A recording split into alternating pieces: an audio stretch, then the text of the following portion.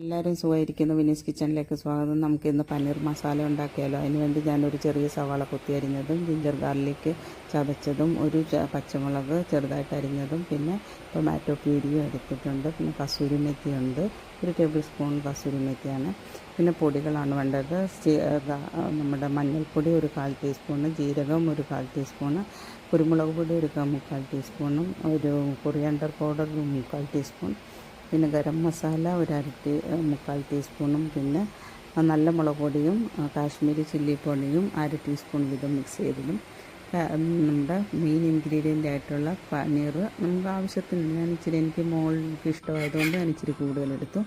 പിന്നെ നമ്മുടെ ഒരു പാൻ അടുപ്പത്ത് വെച്ച് അതിനകത്ത് എണ്ണ ഒഴിച്ചിട്ട് എണ്ണ ഒന്ന് ചൂടാകുമ്പം 3/4 ടീസ്പൂൺ ബട്ടറും കൂടി ഇട്ട് പനീർ ആദ്യം ഒന്ന് വഴറ്റിയെടുക്കണം. പനീറും പിന്നെ നമ്മൾ ഇച്ചിരി വലുതായിട്ട് അരിഞ്ഞ സവാളയും ക്യാപ്സിക്കവും ഒക്കെ അരിഞ്ഞ് വെച്ചിട്ടുണ്ട്. അപ്പോൾ അതൊക്കെ ഒന്ന് ആദ്യം സോട്ട് ചെയ്തെടുക്കാം. ഇപ്പം പനീർ സോട്ട് ചെയ്യാൻ വേണ്ടി ഞാൻ ഒരു 1/4 ടീസ്പൂൺ കുരുമുളക് പൊടിയും കൂടി ഇട്ടിട്ടുണ്ട്. ഇനി ഇച്ചിരി ഒരു 1/4 ടീസ്പൂൺ ഉപ്പും കൂടെ ഇട്ടിട്ട് എല്ലാം കൂടെ മിക്സ് ചെയ്ത് ഇച്ചിരി ഒന്ന് പനീർ ഒന്ന് ഒരു ചെറുതായിട്ടൊന്ന് ഫ്രൈ ആകുമ്പോഴത്തേക്ക് ഇതിൻ്റെ കൂടെ നമുക്ക് ക്യാപ്സിക്കം സവാളയും ഇട്ട് നന്നായിട്ട് എല്ലാം കൂടെ മിക്സ് ചെയ്തെടുക്കണം.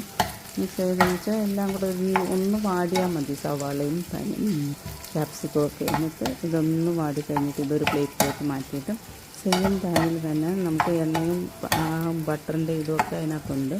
ഇനി കൂടുതൽ എണ്ണയൊന്നും ഒഴിക്കണ്ട. ഈ സെയിം പാനിൽ തന്നെ നമുക്ക് ബാക്കി ഒരു മിക്സും കൂടെ ഈ പാനിലോട്ട് തരാം. നമ്മൾ പനീറൊക്കെ മാറ്റി വെച്ചിട്ടുണ്ട് ഫ്രൈ ചെയ്തത്. ഇനിയിപ്പോൾ നമുക്ക് പാനിലോട്ട് ആ ജീരകം കുറച്ച് എടുത്ത് വെച്ചില്ല, 1/4 ടീസ്പൂൺ ജീരകം ഇട്ടു.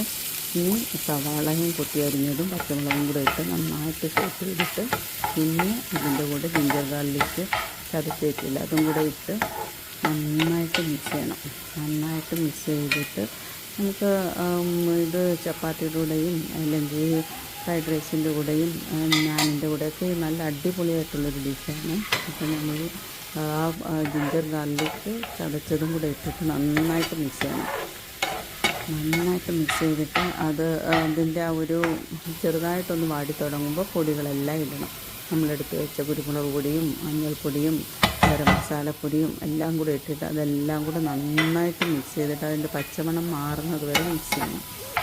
പച്ചമണം മാറി ഒരു നല്ല പെട്ടെന്ന് എല്ലാം നമ്മൾ അരിഞ്ഞും ഇതുമൊക്കെ ആക്കി വെക്കുകയാണെങ്കിൽ പെട്ടെന്ന് ഉണ്ടാക്കി തീരും. പെട്ടെന്ന് ഉണ്ടാക്കി പിള്ളേർക്കൊക്കെ ഒരു വെറൈറ്റി എന്നും പനീർ ബട്ടർ മസാല കഴിച്ച് മടുക്കുമ്പോൾ ഇതൊക്കെ ഒന്ന് ട്രൈ ചെയ്ത് നോക്കണം. നല്ല പെട്ടെന്ന് ഉണ്ടാക്കുകയും ചെയ്യാം. ഇപ്പം നമ്മൾ ഇച്ചിരി ഉപ്പും കൂടെ ഇട്ട്, ഞാൻ നേരത്തെ പനീറിന് ഒരു 1/4 ടീസ്പൂൺ ഉപ്പെല്ലാം ഇട്ട്, ഇതിലിപ്പോൾ 1/2 ടീസ്പൂൺ ഉപ്പും കൂടെ ഇട്ടിട്ട് നന്നായിട്ട് എല്ലാം കൂടെ മിക്സ് ചെയ്യണം. എല്ലാത്തിൻ്റെയും നന്നായിട്ട് മിക്സ് ചെയ്തിട്ട് അതിൻ്റെ പച്ചമണമൊക്കെ മാറി കഴിയുമ്പോഴത്തേക്ക് നമ്മൾ ടൊമാറ്റോ ഒരു ചെറിയ ടൊമാറ്റോ ആണ് അതിൻ്റെ പ്യൂരി എടുത്ത് വെച്ചത് അതും കൂടെ ഇട്ടിട്ട് അതിൻ്റെ പച്ചമണം വരും, ചുവ മാറുന്നത് വരെ നന്നായിട്ട് വഴറ്റി അതിൻ്റെ എണ്ണയൊക്കെ തെളിയും. അപ്പോഴത്തേക്കും ഈ ഒരു പരുവത്തിന് നമുക്കിനി നമ്മൾ വറുത്ത് വെച്ച പനീറും ആദ്യം സോട്ട് ചെയ്ത് വെച്ചില്ലേ അതും കൂടെ ഇട്ടിട്ട് എല്ലാം കൂടെ മിക്സ് ചെയ്യണം. അപ്പം ഞാനിടുന്ന വീഡിയോസൊക്കെ എല്ലാവർക്കും ഇഷ്ടപ്പെടുമെന്ന് വിശ്വസിക്കുന്നു. ഇഷ്ടപ്പെട്ടെങ്കിൽ ലൈക്ക് ചെയ്ത് ഷെയർ ചെയ്ത് സബ്സ്ക്രൈബ് ചെയ്യണേ.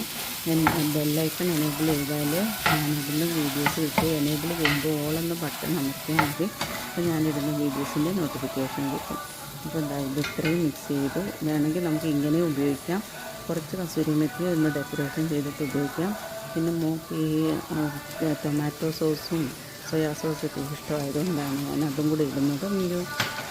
ഒരു ടേബിൾ സ്പൂൺ ടൊമാറ്റോ സോസും ഒരു 3/4 ടേബിൾ സ്പൂൺ സോയാ സോസും കൂടി ഇട്ടിട്ട് എല്ലാം കൂടെ നന്നായിട്ട് മിക്സ് ചെയ്ത്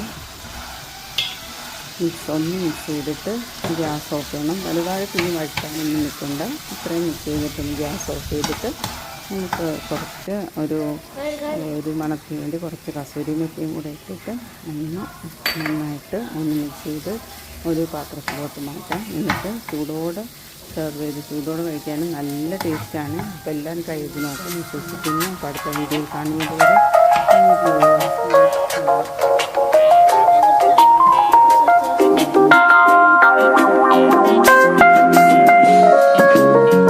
love me, Matthew.